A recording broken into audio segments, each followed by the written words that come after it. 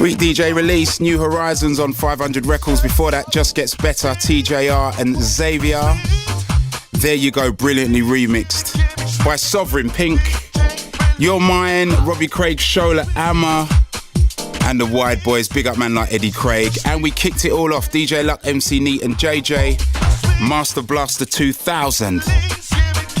So that's almost it from another Good Groove here, BBC Radio 2.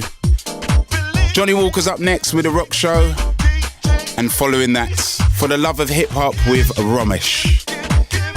That's it from me. I'll see you next week. Hopefully you can join us. Enjoy. This is Radio 2 on BBC Sounds and on your smart speaker. Play BBC Radio 2.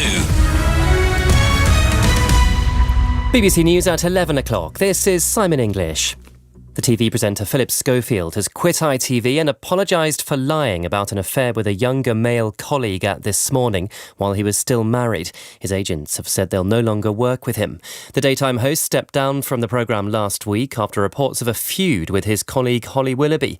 Bev Lyons is a showbiz reporter. She says Mr Schofield insists the relationship was consensual. Although he was familiar with this person when they were in their teens, he's suggesting, he's saying that nothing actually took place until many years after. However, it was still whilst he was married. And I think this is the thing he is saying, he's full of apologies to his wife. British Cycling says it's confident that a new ban on transgender women competing in elite female races is fair. Under the new rules, competitions will be split into female and open categories. Transgender activists have criticised the move as discriminatory.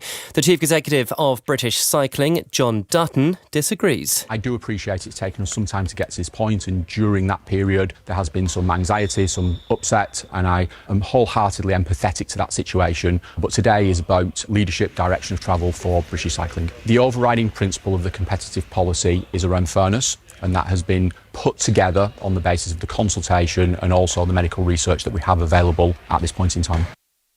A deadline to raise the US government's debt limit has been extended. President Biden is trying to get opposition Republicans to reach an agreement to let the debt pile get bigger. If he fails, the United States could default on its financial obligations, which would severely impact financial markets and economies around the world. A couple who murdered their 10-month-old son just weeks after he was returned to their care have been sentenced to life in prison. Finlay Bowden died in Chesterfield on Christmas Day 2020.